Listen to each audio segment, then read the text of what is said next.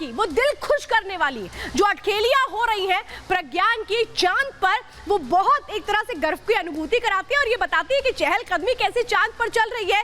चांद पर फूंक फूंक के कदम रखे जा रहे हैं, तो चांद पर अब अपने आप को कैसे चांद के साथ फ्रेंडली नजर आता है आज चंद्रयान, वो आपको बताएंगे। लेकिन आदित्य एल की लॉन्चिंग की तैयारियां चल रही हैं, सूर्य साधना की शुरुआत होने वाली है। आज एक एक तस्वीरें मैं आपको दिखाऊंगी आदित्य एल और चंद्रयान 3 की। हर एक तस्वीर अंतरिक्ष में कैसे बड़ी खोज को अंजाम देने की तरफ भारत आगे बढ़ा है। ये देखिए आदित्य L1 कैसा दिखता है वो भी आपने देखा। PSLV-57 रॉकेट से लॉन्च किया जाएगा। ये लॉन्चिंग है, ये श्रीहरिकोटा से होगी, जिसके लिए तैयारियां पूरी हो चुकी हैं। मिशन का ब्लूप्रिंट सामने आ चुका है। L1 पॉइंट पर ये जाएगा। आदित्य L1 दिखता कैसा है ये मैं आपको दिखा रही हूं, और सबसे इंपॉर्टेंट है किसके जरिए से लॉन्च किया जाएगा। ये आप देख रहे हैं, पूरी दुनिया सिर्फ और सिर्फ भारत की तरफ निगाह लगा करके देख रही है। लेकिन अब चलिए एक और दिलचस्प जानकारी आपको देती हूं। सूर्य और पृथ्वी का मुकाबला अगर करें तो सूर्य का आकार पृथ्वी से बहुत बड़ा है। कितना बड़ा है समझिए, सूर्य का व्यास पृथ्वी से 109 गुना ज्यादा है।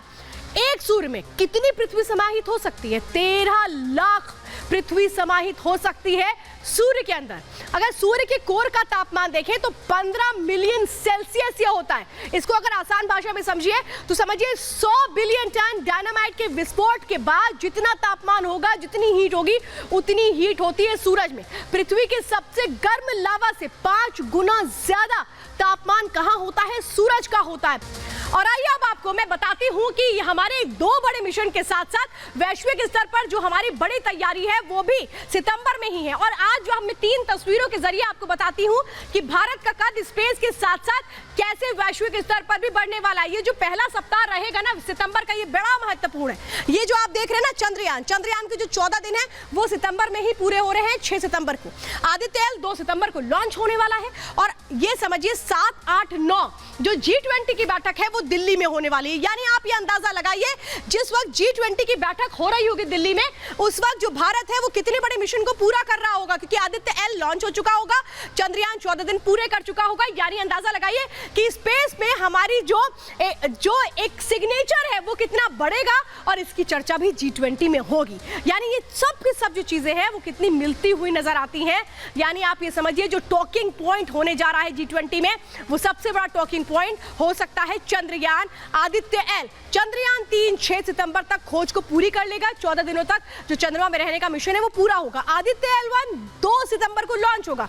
G20 मीटिंग 9 से 10 के बीच होगी, और उसमें आप समझिए भारत का दबदबा किस तरह से वैश्विक स्तर पर बढ़ेगा। ये 3 बड़े प्रोग्राम हैं जो स्पेस से लेकर वैश्विक स्तर तक भारत कैसे ऊपर जा रहा है, आगे बढ़ रहा है, उसकी तस्वीर बताते हैं। हमारे मिशन के तौर पर ही सामने आता है। G20 की पहली बार भारत मेजबानी कर रहा है, तो अंदाजा लगाइए पहली बार चांद के उस हिस्से भारत पहुंचा, दक्षिण ध्रुव, जहां कोई नहीं पहुंचा। तो आदित्य L1 के जरिए भी बड़ी खोज की तरफ भारत बढ़ने को तैयार नजर आता है। तो ये 3 बड़े भारत के वो उद्देश्य है जिसके जरिए हम अपने उस मिशन को आगे बढ़ाएंगे। नई खोज से दुनिया को फायदा होगा। चंद्रयान 3 के आदित्य एल मिशन के ऊपर पूरी दुनिया की निगाहें हैं। G20 साइंस में हिंद का डंका बजेगा, स्पेस में हिंद की मजबूती बढ़ेगी, और इसकी चर्चा हर ओर होगी। यानी G20 में जब हम आगे बढ़ रहे होंगे, चर्चा कर रहे होंगे, तो कैसे मजबूती के साथ हम अपने आप को स्थापित अंतरिक्ष में कर चुके होंगे। और आइए, अब तो बात हमने आदित्य एल की कर ली, लेकिन जरा बात हम रोवर की भी कर लेते हैं। प्रज्ञान रोवर जो कल विक्रम की तस्वीरें खींचते हुए नजर आया, तो आज अटखेलियां करते हुए नजर आया था। ये देखिए कैसे अटखेलियां कर रहा है जो रोवर है, वो देखिए कैसे इधर उधर घूम रहा है। ऐसा लग रहा है ना जैसे वो डांस कर रहा हो, चांद की सतह पर एंजॉय कर रहा हो, और चांद की सतह पर खुद को ये बता रहा हो कि वो किस तरह से चांद का दोस्त बन चुका है। ये जो रोवर है, ये जैसे मूव कर रहा है, इसके मूवमेंट को देखिए, ऐसा लग रहा है जैसे चांद के साथ ये खेल रहा हो। और चलिए अब बात करते हैं ज्ञान का प्रज्ञान रोवर।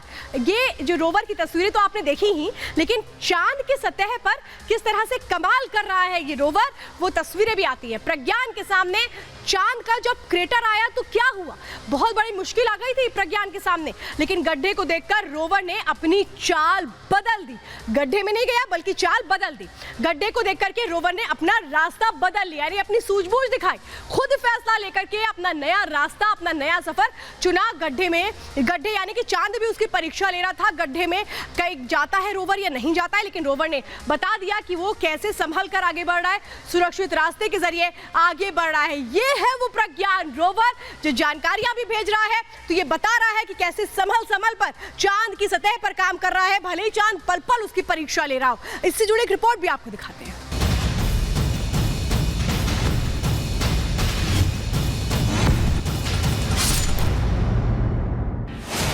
एक ओर चंद्रमा की सतह पर प्रज्ञान रोवर की चहलकदमी, दूसरी ओर धरती से उड़ान भरने के लिए तैयार आदित्य एल। ये दो तस्वीरें आगाज है अंतरिक्ष दुनिया में हिंद के गौरवशाली भविष्य का, स्पेस मार्केट में भारत के बढ़ते दबदबे का। तस्वीरें गवाही दे रही हैं भारत के अंतरिक्ष की दुनिया में महाशक्ति बनने की। 3,84,000 किलोमीटर लंबा चांद का सफर तय करने के बाद हिंदुस्तान अब तैयार है सूरज की ओर उड़ान भरने को। PSLV रॉकेट तैनात हो गया है 15 लाख किलोमीटर लंबी छलांग मारने को। जैसे ही 2 सितंबर को घड़ी की सुई 11:50 पर छुएगी, श्रीहरिकोटा की धरती से शक्तिशाली रॉकेट सूरज की ओर निकल पड़ेगा। ये जो मिशन है ये 109 दिन का मिशन है, मतलब हम धरती को छोड़कर निकलेंगे और 109 दिन बाद हम एक ऐसे पॉइंट के चारों तरफ घूम रहे होंगे जहां पर कुछ भी नहीं है। एक साइड सूरज है, एक साइड धरती है। वो पॉइंट ऐसा है जहां पर सूरज और धरती वो दोनों स्पेसक्राफ्ट को खींचेंगे अपनी साइड। हमें उस पॉइंट के चारों तरफ घूमना है, क्योंकि अगर उस पॉइंट से थोड़ा बहुत भी आगे पीछे होते हैं तो वो जो डिस्टर्बेंस है वो इस मिशन को सबसे बड़ी प्रॉब्लम में ला देगा। भारत का ये मिशन कई मायनों में बेहद खास है। इस मिशन की सफलता के साथ ही हिंदुस्तान उस क्लब में शामिल हो जाएगा जो सूरज पर अपनी सफलता के झंडे गाड़ चुका है। भारत सूरज पर मिशन भेजने वाला दुनिया का चौथा देश बन जाएगा। अभी तक सूर्य पर कुल 22 मिशन भेजे जा चुके हैं। America, Germany, European space agency अपने मिशन भेज चुकी है, लेकिन भारत का ये मिशन दूसरे देशों के मिशन से काफी अलग है। भारत का स्पेसक्राफ्ट कई बड़ी खोज करने वाला है, सूर्य से धरती पर पड़ने वाले असर का राज खोलने वाला है। भारत इसके लिए सूर्य की सतह और कोरोना के तापमान में अंतर की वजह का अध्ययन करेगा, सूर्य पर उठने वाले तूफानों को समझेगा, मैग्नेटिक फील्ड और सोलर विंड की स्टडी करेगा, सोलर एक्टिविटीज और मौसम की निगरानी की जाएगी, सूर्य की किरणों पर मौसम के असर का पता लगाएगा। लेकिन ये सब इतना आसान नहीं होने वाला। वैज्ञानिकों के सामने मिशन मून से कई गुना ज्यादा चुनौतियां आदित्य L1 मिशन में आने वाली हैं, और इन चुनौतियों पर पार पाते ही हिंदुस्तान अंतरिक्ष की दुनिया की महाशक्ति बन जाएगा। बहरहाल रॉकेट तैनात हो चुका है, वैज्ञानिक भी तैयार है, बस पूरे देश को बेसब्री से इंतजार है तो उस घड़ी का जब हिंद का स्वदेशी रॉकेट मिशन सूर्य के लिए कूच करेगा और पूरी दुनिया में हिंद की जयकार होगी। Bureau report, Republic Bharat.